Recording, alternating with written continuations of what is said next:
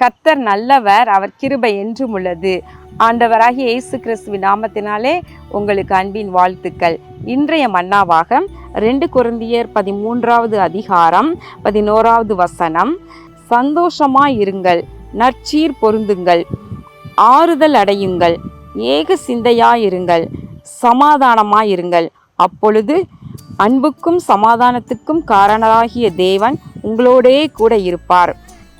Pavul Corinth பட்டணத்து விசுவாசிகளுக்கு எழுதின 2வது நிருபத்திலே இவ்விதமாக எழுதுகின்றார்.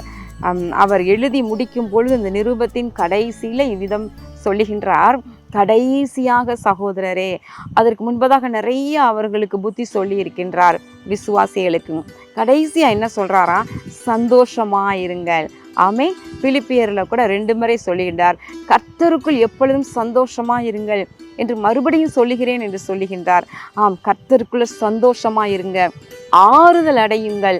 பிரியமானவர்களே, எப்பொழுதும் விசுவாசிகள் கலங்கி கண்ணீர் வடித்து பாரத்தோடு அழுது கொண்டே இருக்கணும் என்பது தேவ சித்தம் அல்ல. நீங்கள் சந்தோஷமாக இருக்கணும், நீங்கள் ஆறுதல் அடையணும். பரிசுத்த ஆவியானவர் தருகின்ற ஆறுதலை நீங்கள் பெற்றுக்கொள்ள வேண்டும். பிரியமானவர்களே, எப்பொழுதும் கர்த்தருக்குள்ள சந்தோஷமாக இருப்பதே உங்களுடைய பலன். நீங்கள் சந்தோஷமாக இருந்தால் சத்துரு துக்கப்படுவான், சத்துரு வேதனைப்பட்டு ஓடி போவான். நீங்கள் ஆறுதல் அடையாமல் நீங்கள் கண்ணீர் விட்டு கலங்கி கொண்டே இருப்பீர்களானால் சத்துரு உங்களை பார்த்து சந்தோஷப்படுவான். அதற்கு இடம் கொடுக்காதிருங்கள். அதனோடு கூட நற்சீர் பொருந்துங்கள். தேவ பிள்ளைகள் ரட்சிக்கப்படுவதற்கு முன்பதாக இருக்கிற பழக்க வழக்கங்கள், நடை, உடை, பாவனைகள், அவர்களுடைய செயல்பாடுகள் இவையெல்லாம் ரட்சிக்கப்பட்ட உடனே மாறணும். அது நற்சீர் பொருந்துங்கள். உங்களுடைய சுவாபங்கள் மாறணும், உங்களுடைய குணாதிசயங்கள் மாறணும், உங்களுடைய நடை, உடை, பாவனையெல்லாம் தேவ பக்திக்கு ஏற்றதாய் மாறிக்கொள்ள வேண்டும், மற்றவர்களுக்கு சாட்சியாக மாறிக்கொள்ள வேண்டும். நற்சீர் பொருந்துங்கள். அதனோடு கூட ஏக சிந்தையாயிருங்கள், சமாதானமாயிருங்கள் என்று சொல்லுகின்றார். சபைகளுக்கு அவர் சொல்லுகிற ஒரு காரியம் ஏக சிந்தையாயிருங்கள். ஒரு குடும்பம் என்று எடுத்துக்கொண்டால் குடும்பத்தில் கணவன், மனைவி, பிள்ளைகள், பெற்றோர் என்று சொல்லி ஒரு ஏக சிந்தை, ஒரே மனது, எல்லோருக்குள்ளும் ஒரே சிந்தையாக இருக்க வேண்டும். ஒருவர் சொல்லுவதை மற்றொருவர் அங்கீகரிக்காத வாக்குவாதம், சமாதான குறைவு இவைகளெல்லாம் குடும்பத்தில் இருந்துச்சுன்னா அந்த குடும்பம் ஆசீர்வதிக்கப்பட முடியாது, அந்த குடும்பத்தில் பரிசுத்த ஆவியானவர் உலாவ முடியாது.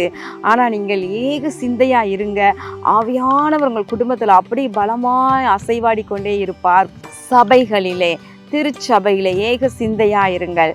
மாறாக சபைகளுக்குள்ளே ஒருவருக்கொருவர் போட்டி, பொறாமை, சண்டை என்று சொல்லி தேவனை அறியாத மக்கள் வேடிக்கையாய் பார்க்காதபடிக்கு ஒரு மனதோடு ஏக சிந்தையா தேவ சித்தத்தை நிறைவேற்றும் பொழுது, இதை பார்க்கும் பொழுதே ஒரு எழுப்புதல் உண்டாகும், ரட்சிப்பு உண்டாகும். அன்றைக்கு அப்போஸ்தலர்கள் காலத்தில் அவங்க எல்லாம் ஒரே மனதாய், ஒரே சிந்தையாய் எல்லாம் ஒன்றாக இருந்தாங்க. அப்பொழுது ஒவ்வொரு நாளும் 3000, 5000 என்று ஜனங்கள் சபையிலே சேர்க்கப்பட்டார்கள் என்று பார்க்கின்றோம். அப்படிப்பட்ட ஒரு எழுப்புதல் எப்போ வரும்?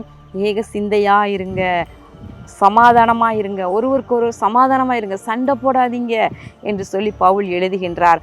அப்பொழுது அன்புக்கும் சமாதானத்துக்கும் காரணராயிருக்கிற தேவன் உங்களோடு கூட இருப்பாராக என்று.